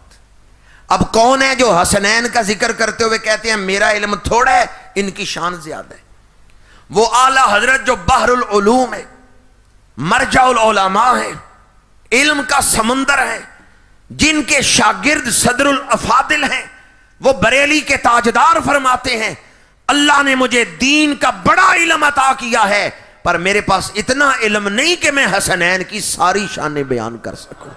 میرا علم تھوڑا ہے، رسول اللہ کے نواسوں کی شان عرفہ اور اعلیٰ ہے۔ اعلیٰ حضرت نے صحیح لکھا ہے یا نہیں؟ کوئی ہے جو حسنین کریمین کی شانیں بیان کر کے پھر کہ میں نے ان کی ساری شانیں بیان کر دی ہیں، کوئی شان رہ نہیں گئی؟ کبھی کسی سے دعویٰ سنا ہے؟ اس کا مطلب ہے ہمارا علم تھوڑا ہے، ان کی شان۔ تو ہم بھی اعلیٰ حضرت کے ہم زبان نہ بن جائیں کہ بریلی کے تاجدار جو آپ کا عقیدہ ہے وہی ہمارا عقیدہ ہے، ہماری اوقات تھوڑی ہے، ان کی شان بڑی ہے۔ تو میں بولوں گا نسبت رسول کی، آپ نے کہنا ہے کیا بات ہے، نسبت رسول کی۔ اللہ نے حضور کو کوئی ماڑی چیز نہیں دی، اللہ نے اپنے محبوب کو جو دیا ہے سونا ہی دیا ہے۔ دین دیا ہے تو مکمل، نبوت دی ہے تو ختم نبوت، کتاب دی ہے تو قرآن پاک۔ اللہ نے اپنے محبوب کو جو دیا ہے بے مثال ہی دیا ہے۔ اہل بیت دیے ہیں تو وہ بھی شان والے دیے ہیں، اصحاب دیے ہیں تو وہ بھی وفا والے دیے ہیں۔ نسبت رسول کی، شہر رسول کی، بیت رسول کی، اہل بیت رسول کی، اصحاب رسول کی، نواسہ رسول کی، صبر حسین کی، استقامت حسین کی، جرت حسین کی، شہادت حسین کی، تلاوت حسین کی۔ دھڑ کربلا میں پڑا ہے، سر نیزے کی نوک پہ کوفے کے بازاروں میں قرآن کی تلاوت سنا رہا ہے، پھر ہم کیوں نہ کہیں تلاوت حسین کی، تلاوت حسین کی۔ حضور حیدر کرار شیر خدا کی شادی ہوئی بنت رسول کے ساتھ، شیر خدا کی یہ کرامت ہے، سواری پہ بیٹھتے ہوئے پورا قرآن پڑھ لیتے تھے۔ مولوی اشرف علی تھانوی نے لکھا ہے جمال الاولیاء میں یہ کرامت ہے، حضور حیدر کرار کی رکاب میں پیر رکھتے، الحمد سے شروع کرتے، سواری کی پشت پہ آتے، والناس تک پورا قرآن پڑھ لیتے۔ زیادہ پریشان نہ ہوں بھی کیسے پڑھ لیتے تھے، یہ کرامت ہے، اور کرامت کے آگے عقل عاجز ہوتی ہے، یہ ان کی کرامت ہے۔ اور بعض صوفیاء نے لکھا ہے سر کی آنکھوں سے پڑھنا ہو تو ورق الٹنے کی ضرورت ہے، لیکن روح کی آنکھ سے پڑھنا ہو تو ورق الٹنے کی ضرورت نہیں، روح توجہ کرتی ہے، پوری کتاب یک دم وہ دیکھ سکتی ہے۔ بہرحال یہ مشکل بات ہے، آسان بات یہی ہے کہ کرامت وہی ہوتی ہے جس کے آگے عقل عاجز ہے۔ شیر خدا کی یہ کرامت تھی، سواری پہ بیٹھتے ہوئے پورا قرآن پڑھ لیتے۔ نکاح ہوا ہے بنت رسول کے ساتھ۔ ایک دن حضور حیدر کرار نے پوچھا سیدہ میں نے تو حضور سے قرآن پڑھنا سیکھا ہے، رکاب سے زین پہ آتے ہوئے پورا قرآن پڑھ لیتا ہوں، آپ کتنی دیر میں قرآن پڑھتی ہیں؟ سیدہ نے فرمایا میں چکی کے گالے میں دانے ڈالتی ہوں، چکی کا دستہ پکڑتی ہوں، چکی کا دستہ ایک چکر بعد میں پورا کرتا ہے، نبی کی بیٹی سارا قرآن پہلے پڑھ لیتی۔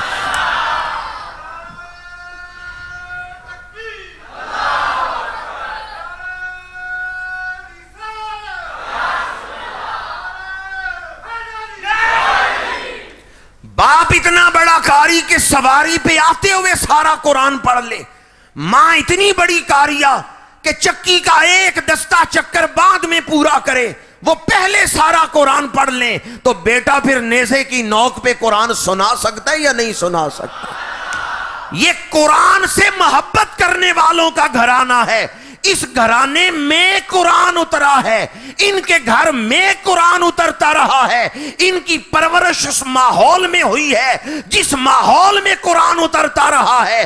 قرآن اور ان کی بڑی پکی یاری ہے۔ میرے آقا نے فرمایا القرآن مع علی و علی مع القرآن لن یتفرقا حتی یارد علی الحوض، قرآن علی کے ساتھ ہے، علی قرآن کے ساتھ ہے، یہ دونوں جدا نہیں ہوں گے۔ حشر کے میدان میں حوض کوثر پہ آئیں گے تو دونوں اکٹھے ہی میرے پاس آئیں گے۔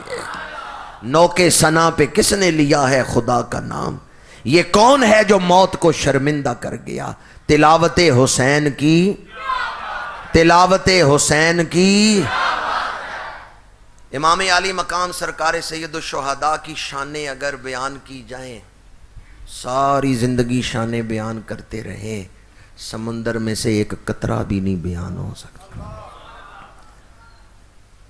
کوئی ساری زندگی ان کی شانیں بیان کرتا رہے، ان کے دل میں جو عشق الہی کا سمندر تھا اس کا ایک قطرہ نہیں بیان ہو سکتا۔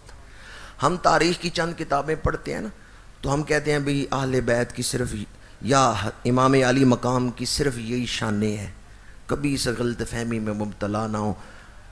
آپ کا علم تھوڑا ہے، اپروچ تھوڑی ہے۔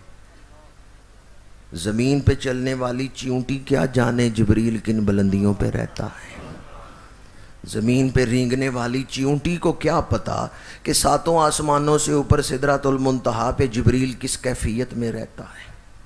آج کا مسلمان، 15ویں صدی کا مسلمان، گناہوں میں پھنسا ہوا مسلمان کیا جانے فکر حسین کی پرواز کتنی بلند ہے۔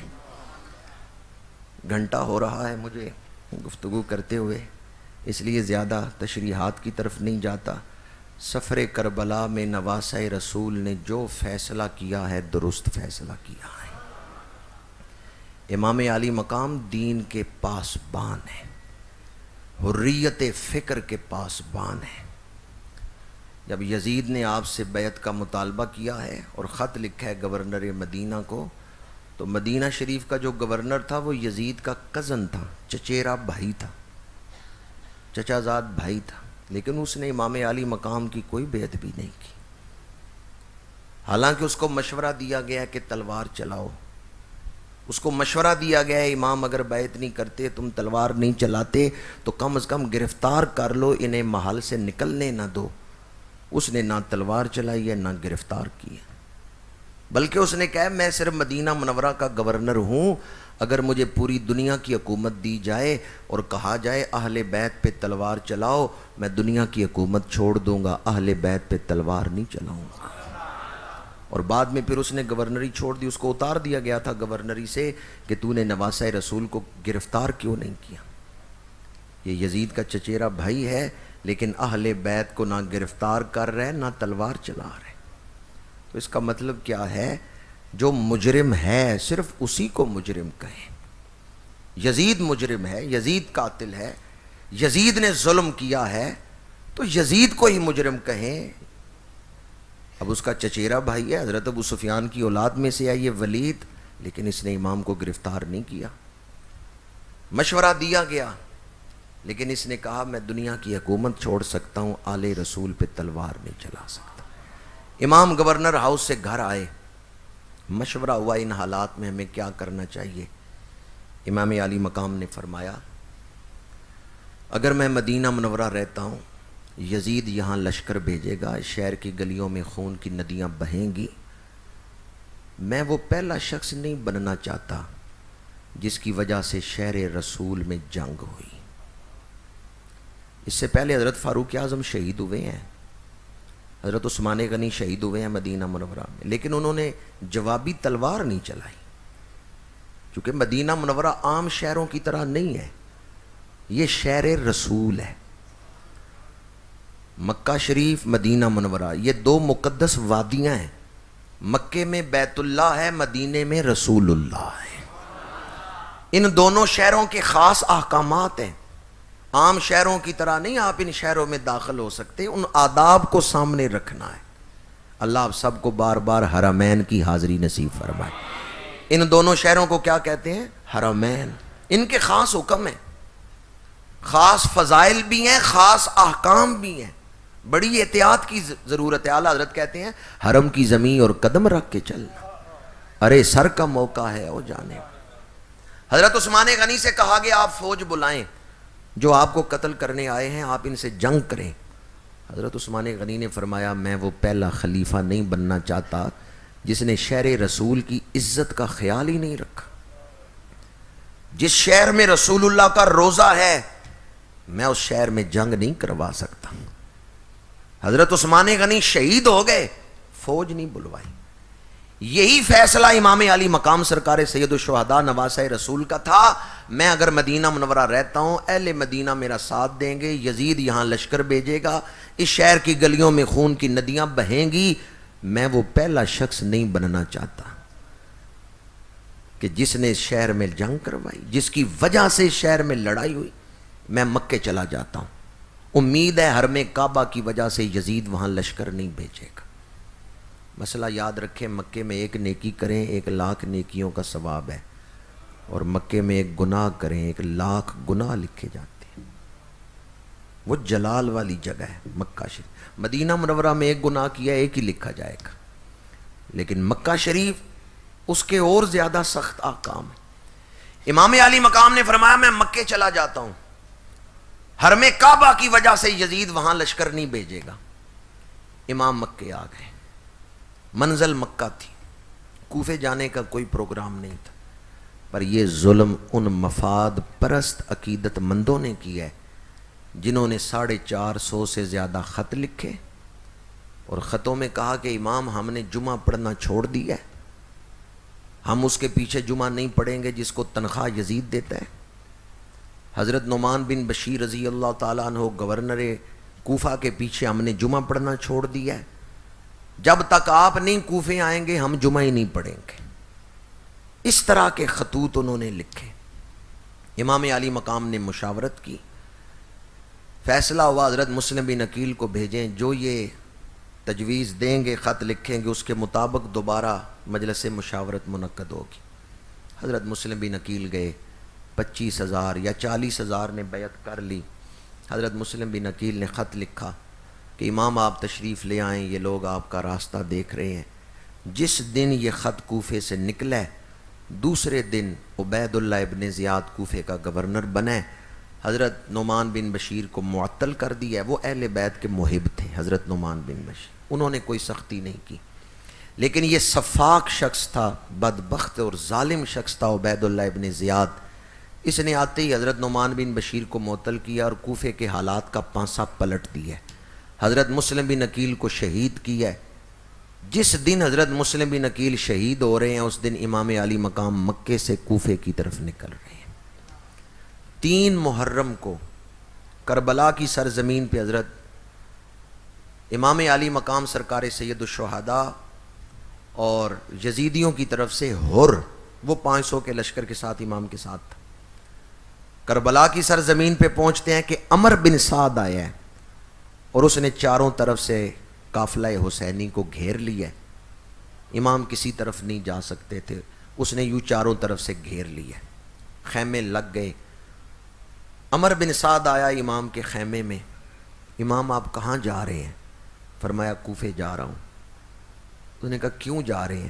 فرمایا میں خود نہیں آیا، انہوں نے خط لکھ کے بلایا۔ انہوں نے کہا کس نے خط لکھے ہیں؟ امام نے خطوں والا تھیلا منگایا، ایک خط نکال کے دکھایا۔ اب صورتحال یہ ہے، وہ خط دیکھتا ہے، یہ خط قیس بن اشعث کا ہے، وہ دیکھے میرے لشکر میں قیس بن اشعث کھڑا ہے تلوار لے کے آپ سے لڑنے کے لیے۔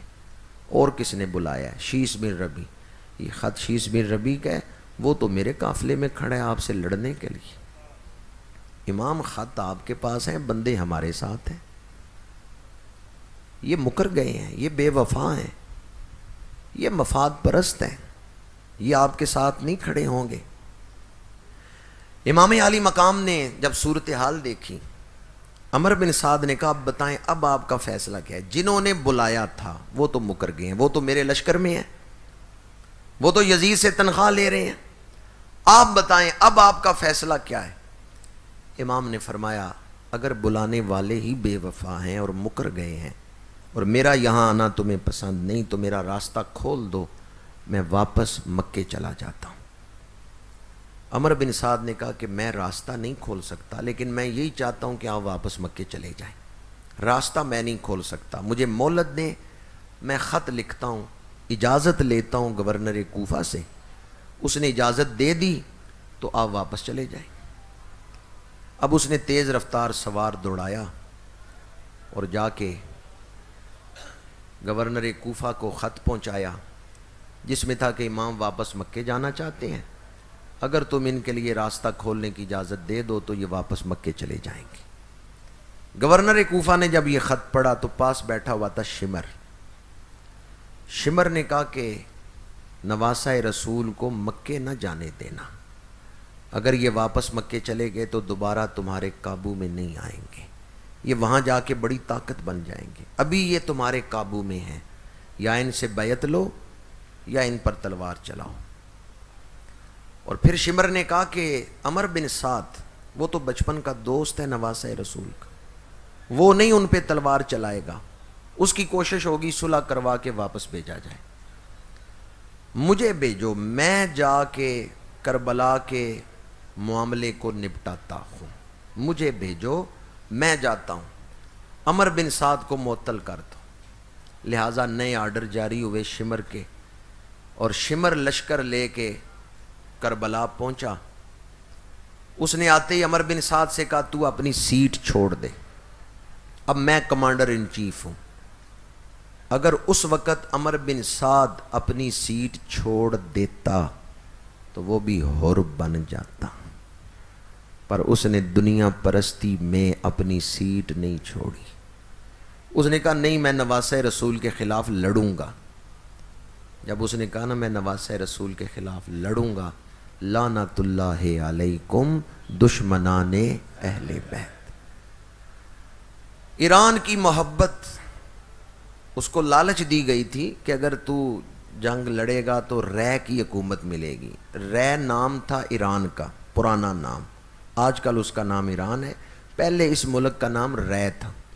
تو اس نے کہا بھی اگر تو جنگ لڑے گا تو تجھے رے کی حکومت ملے گی۔ دنیا کی محبت میں وہ تیار ہو گیا امام علی مقام کے خلاف لڑنے کے لیے۔ یہ جو صلح کے لیے کوشش ہو رہی تھی یہ آ کے کس نے خراب کی ہے؟ شمر نے۔ اور شمر نے 16 حج کیے ہوئے تھے۔ شمر نے حضور حیدر کرار کے پیچھے نمازیں پڑھی ہوئی تھی، حضور مولا علی شیر خدا کے پیچھے شمر نے نمازیں پڑھی ہوئی، شمر نے بیعت کی ہوئی تھی حضور حیدر کرار کے ہاتھ پر۔ شمر حضور حیدر کرار کے سسرالی خاندان میں سے تھا۔ حضرت عباس جو کربلا میں شہید ہوئے ہیں، ان کی والدہ حضرت ام البنین رضی اللہ تعالی عنہا وہ قبیلہ بنو کلاب میں سے تھیں اور شمر قبیلہ بنو کلاب میں سے تھا۔ پریا اسی دا جانیے جس دا توڑ چڑھے۔ شمر نے امام علی مقام سے کہا اپنے آپ کو بچا لو، اپنی نسل کو بچا لو، ورنہ اس صحرا میں آپ کا نام مٹا دیا جائے گا، آنے والی نسلوں کو تو پتہ ہی نہیں چلے گا کہ حسین نام کا کوئی آدمی بھی تاریخ میں آیا تھا۔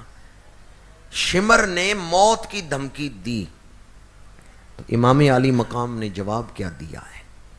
وَإِن كَانَتِ الْأَبْدَانُ لِلْمَوْتِ أُنشِئَتْ فَقَتْلُ امْرِئٍ بِالسَّيْفِ فِي اللَّهِ أَفْضَلُ۔ جب جسموں کے مقدر میں موت کا فیصلہ لکھ دیا گیا ہے کہ آخر ایک دن دنیا سے جانا ہی ہے، تو ہم کیوں نہ اپنی جانیں اللہ کے راستے میں قربان کریں۔ امام علی مقام میں وہ نہیں جو موت سے ڈر کے باطل کے آگے سر جھکا لو۔ امام علی مقام اللہ کی محبت میں سرشار ہے اور اللہ کی بارگاہ میں اپنی محبت کس انداز میں پیش کر رہے ہیں؟ ترکت الخلق فی ہواک وایتمت العیال لکی اراک ولو قطعتنی فی الجب اربا لما ان الفؤاد فی سواک. اگر میرے جسم کے 1000 ٹکڑے کر دیے جائیں میرا دھیان رب کی طرف سے ہٹایا نہیں جا سکتا. ہمیں تھوڑی سی تکلیف پہنچے نا رب کی طرف سے دھیان ہٹ جاتا ہے. امام علی مقام اللہ کی محبت میں سرشار ہے. وَلَوْ قَطَّعْتَنِي فِي الْجُبِّ إِرْبًا لَمَا أَنَّ الْفُؤَادَ فِي سِوَاكَ. فرمایا میرے جسم کے 1000 ٹکڑے کر دیے جائیں میرا دھیان رب کی طرف سے ہٹایا نہیں جا سکتا. میرے جسم سے نکلنے والا خون کا ہر ایک قطرہ اللہ کا ذکر کرتے ہوئے نکلے گا. ترکت الخلق فی ہواک. تیری محبت میں نے مخلوق سے منہ پھیر لیا ہے. میرے لیے تیری محبت کافی ہے. وَأَيْتَمْتُ الْعَيَالَ لِكَيْ أَرَاكَ. میں اپنے بچوں کا یتیم ہونا گوارا کرتا ہوں تیرے دیدار کے لیے. پروردگار میں نے اپنے بچوں کا یتیم ہونا گوارا کر لیا لِكَيْ أَرَاكَ تیرے دیدار کے لیے. کچھ پتا جے وچ کربل کدے حسن دا گرم بازار ہویا جنوں ویکھن لئی ترسے جگ سارا ادا وچ کربل دیدار ہویا. امام علی مقام عشق الہی میں سرشار ہے. مسجد کے نرم قالینوں پہ پرامن ماحول میں بیٹھ کر کربلا سنا جا سکتا ہے، سمجھنا بڑا مشکل ہے. ہم اپنے وطن میں ہیں، امام پردیس میں تھے. پردیس 1000 میل دور ہیں اپنے وطن سے. صرف مردوں کا قافلہ نہیں، پردے دار بیویاں ساتھ ہیں. پردیس ہے، پردے دار بیویاں ساتھ ہیں. بلانے والے ہی دشمن بنے ہوئے ہیں. جنہوں نے خط لکھ کے بلایا وہی ننگی تلواریں لے کے کھڑے ہیں. بڑے بڑے لوگوں کا پتا پانی ہو جاتا ہے ان حالات میں، لیکن ہزاروں سلام جرت امام پر. دکھ ہار گئے امام نہیں ہارے. امام علی مقام نے اس وقت بتا دیا اسلام نظریہ ضرورت کا نام نہیں، اسلام قائم رہنے کا نام ہے. موم کی ناک نہیں جدھر چاہو موڑ لو. اسلام نظریہ ضرورت کا نام نہیں، اسلام قائم رہنے کا نام. 72 یا 74 لاشیں اٹھائی ہیں، قدم ڈگمگائے نہیں. اور بعض نے کہا 100 سے زیادہ لاشیں اٹھائی ہیں لیکن زبان پہ کوئی شکوہ نہیں. 5 بھائی شہید ہوئے ہیں، ابو بکر بن علی، عثمان بن علی، عبداللہ بن علی، جعفر بن علی، عباس بن علی. 5 بھائی شہید ہوئے، 4 بھتیجے شہید ہوئے، 2 بھانجے شہید ہوئے، آوان و انصار شہید ہوئے. امام علی مقام کسی کی لاش اٹھاتے ہوئے زبان پہ شکوے کا لفظ نہیں لا رہے یا حوصلہ نہیں ہار جاتے، بلکہ جرت کے ساتھ مصائب کا سامنا کر رہے ہیں. جب 18 سال کے بیٹے شہزادہ علی اکبر گرے ہیں تو امام علی مقام نے ان کا چہرہ گود میں رکھا ہے. شہزادہ علی اکبر کی آنکھوں میں آنسو آئے ہیں تو امام علی مقام نے فرمایا صبح سے اب تک میں نے شہیدوں کی لاشیں اٹھائیں، کسی شہید کی آنکھوں میں آخری وقت آنسو نہیں دیکھے. شیر خدا کے بیٹے کی آنکھ، شیر خدا کے پوتے کی آنکھوں میں آنسو کیوں آ گئے؟ تو شہزادہ علی اکبر نے عرض کیا ابا جان میں نے آپ کو تنہا دیکھا ہے، اب قافلے میں کوئی مرد نہیں رہ گیا جو آپ کے ساتھ کھڑا ہو. اپنے باپ کو دشمنوں کے سامنے اکیلا دیکھ کر میرے دل میں غم کی کیفیت پیدا ہوئی. ساتھ جتنے آئے تھے وہ سب شہید ہو چکے ہیں.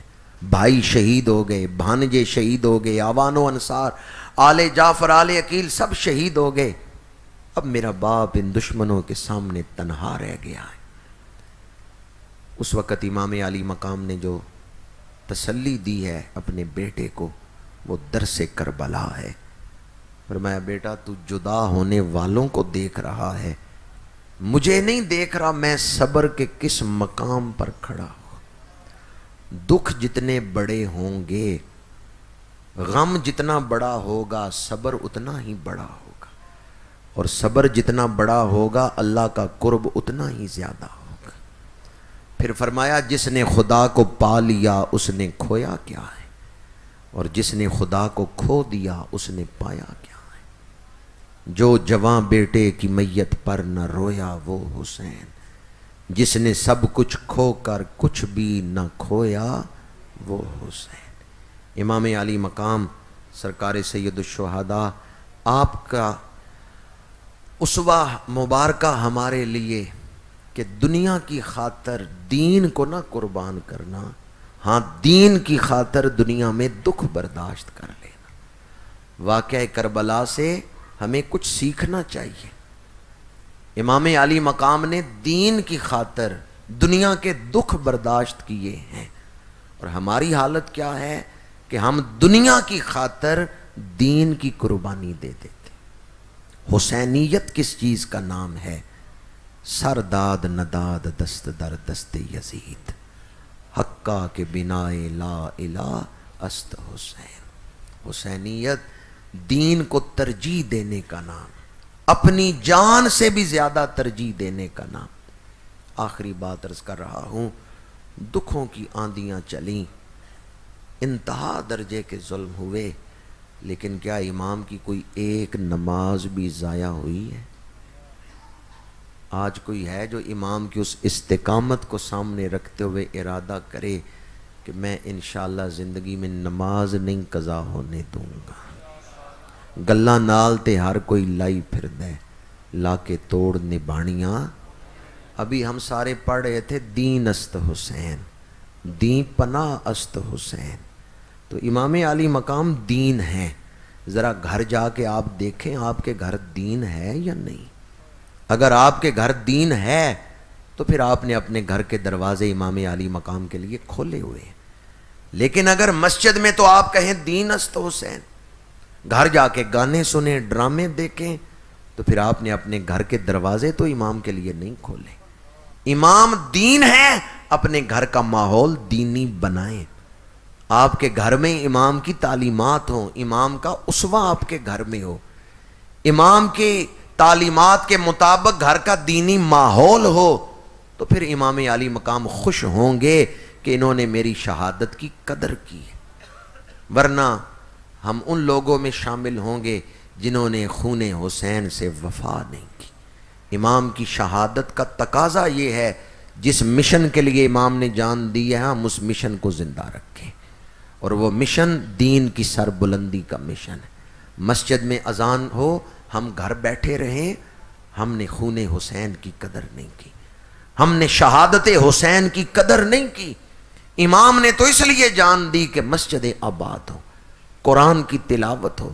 وہاں تو سر کٹ گیا، دھڑ سے جدا ہو گیا، تلاوت نہیں چھوٹی، اور یہاں سر دھڑوں کے ساتھ ہی ہیں اور قرآن کی فکر ہی نہیں۔ گرد پڑ گئی گھر پڑے ہوئے قرآن پاک کے نسخے پر۔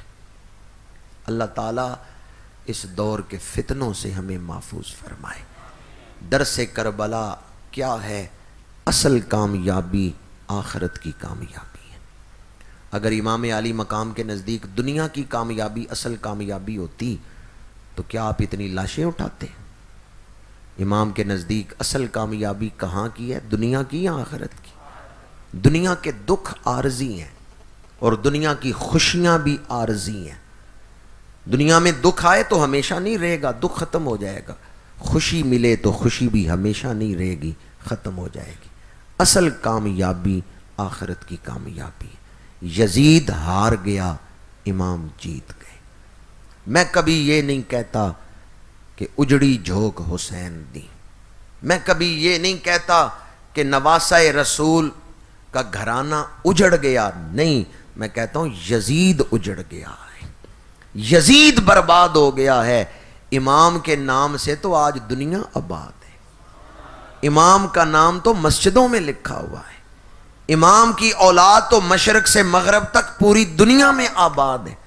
اجمیر شریف امام کی اولاد ہے، حضرت داتا گنج بخش علی حجویری امام حسن کی اولاد، حسنی حسینی سیدوں کے